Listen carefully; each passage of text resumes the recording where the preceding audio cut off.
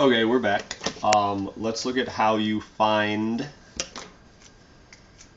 the leg if you're given the hypotenuse. You just want to practice a lot of these so that you don't have to think too hard about them and they get stuck in your memory. Let's see. So if I have an isosceles right triangle and I'm given the hypotenuse, let's say the hypotenuse is 6. Well, if the hypotenuse is 6, then I can set up this equation that I had before, and I don't know L, so that means that root 2 times L equals 6. How do we solve for L? Well, just like with any other number, we divide by root 2 on both sides. Some people would call this a square root of 2, some people just say root 2, and another word for this is radical 2 or rad 2. So there's a lot of different ways to talk about it. Okay.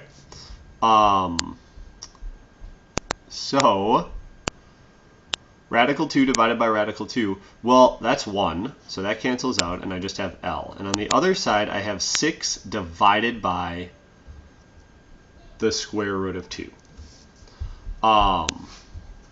And that's fine, but we're not allowed to have radicals in the denominator.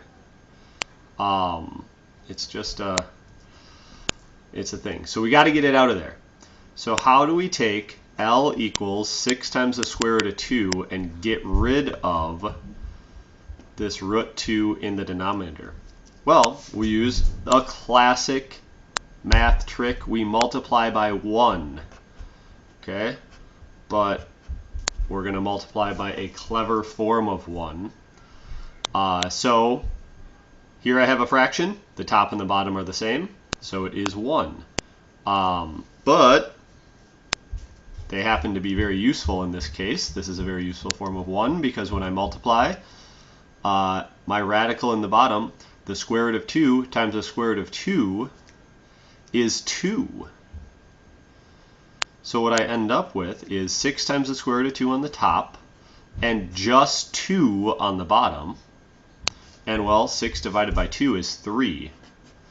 So you have 3 times the square root of 2, and that is what L is equal to. And this is now an acceptable answer.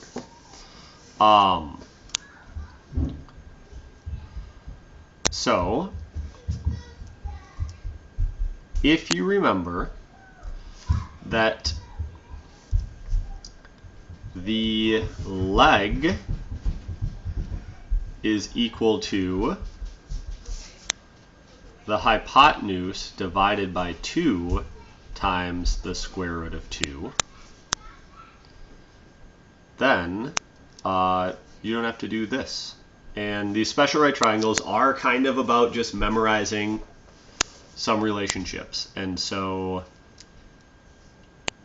if you say, hey, write out this equation, fill in what you know, and then get your answer, that would be enough showing your work for this case. The point of doing special right triangles is that with these right triangles we can figure things out a little bit faster. If you want to just remember one equation, you can. If you want to remember no equations, you can always just do everything with the Pythagorean theorem. You will have to know how to work with these radicals to get your answer in the proper form.